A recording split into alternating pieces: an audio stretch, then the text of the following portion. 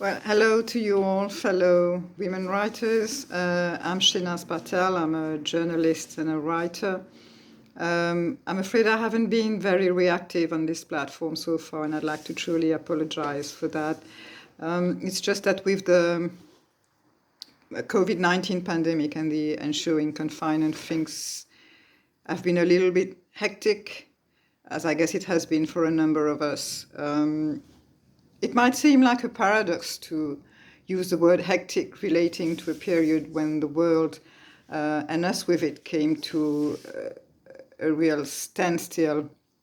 But that's truly what I felt like, this agitation, because it suddenly thrust on us a realm of unknown and I would say unnamed situations, feelings, sensations, and ideas. For me, more than ever, this pandemic has thrown in stark light the importance of words. In French, the word deconfinement didn't exist. And every time I type the word trying to find out when we are going to be deconfined, the spell checker on my computer keeps underlying the word in red. I live in an island. Well, I know that in French and as in English, you say live on an island. That has always seemed a bit strange to me. It conjures up the image of us like floating above the land, like some kind of mosquitoes, or I don't know. I mean, you say people live in America. So I live in an island, and I guess that's what literature is also to me.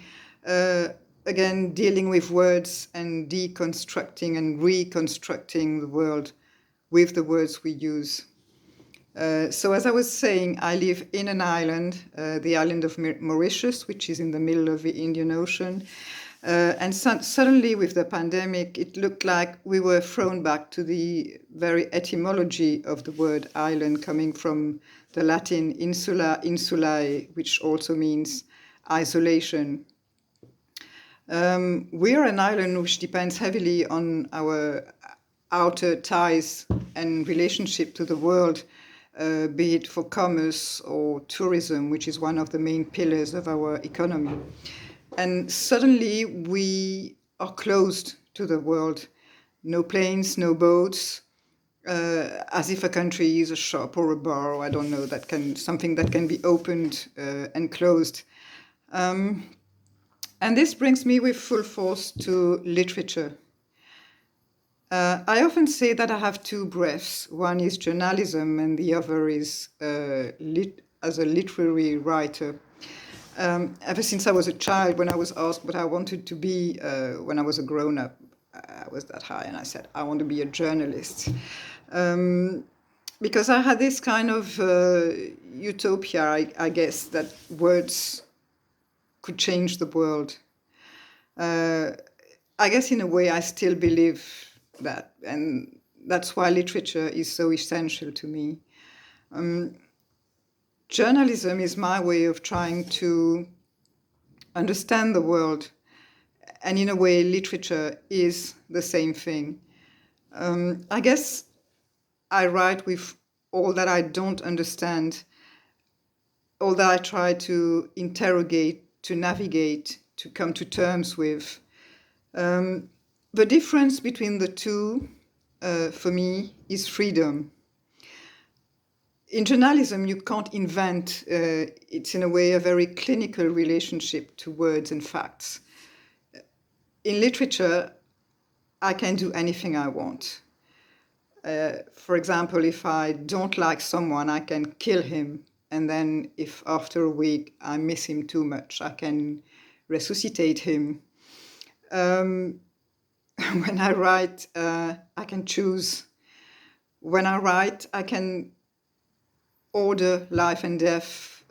When I write, I am God. This is an incredible power. We can contribute to change existing narratives, which is very important at the moment. to create new ones. And I must say, I've been particularly interested in recent years in the ways literature can, for example, fill in the silences of history. It's a very daunting power, and it's a very intimidating one also. I didn't find it hard to put my press articles out in the open to be read every day by a number of people. But it was a different story with my literary writing. For years, I just kept it to myself. For years, I felt like paralyzed by the sheer immodesty of giving others to read what I was writing. You may not write about your life, but in a way, writing is always a very personal thing.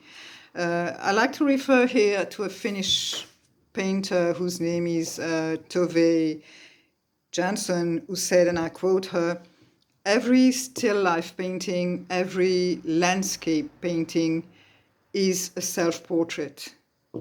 And it seems to me that the same applies to literature. Even if we're not writing about our own lives, it tells a lot about us right from the start, in the stories we choose to tell, why this one and not that one. So I found it very hard to show others what I was writing. And I could have kept writing for myself until I die. But somewhere the urge was there, like a gnawing thing to go out and meet others with what I was writing. So one day I have a friend who is a well-known Mauritian writer, and he knew I was writing, and he just came and kind of shook me up and said, when are you going to bring yourself to come out of your drawers?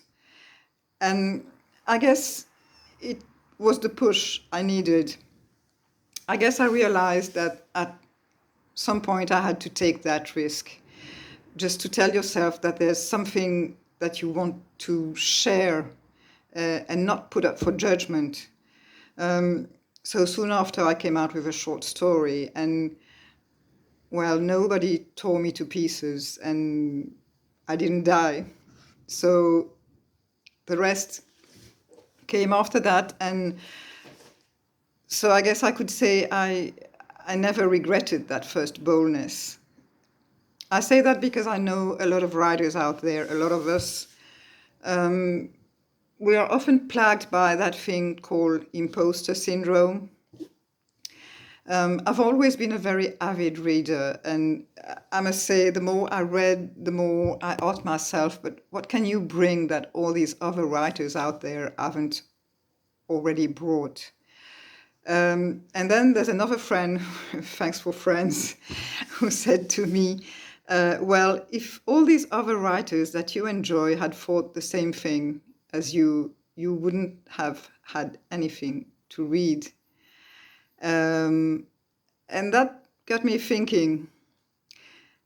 And I guess that as much as no two people have the same fingerprints, each one of us has a singular way of looking at the world, a singular voice, and singular stories to tell. And the thing is, how do you go about working with words and weaving their threads to express that singularity? So the things I'd like to say is, well, go out with your story first, get it out of yourself, put it down on a page. It's the best way to find a way through it, even though it might seem completely nebulous in your head at first. Work on it over and over, and then strive to get it through to others, to go look for publishers, and don't be afraid to start small or start local. And sometimes it's the best opportunity of taming the uncertainty and then grow further. When talking about literature, I always think also about the words of Rebecca Solnit in The Faraway Nearby, I think, when she said, books are solitudes in which we meet. I love that phrase, and more than ever, it seems to me that by essence, literature is the place where we can be together while being at a distance. And it seems to me also that we have a lot to learn from each other, and because it's a never-ending process. So I'm really looking forward to all the exchanges that we can have thanks to this platform, and I'm waiting for your views and questions. Thank you.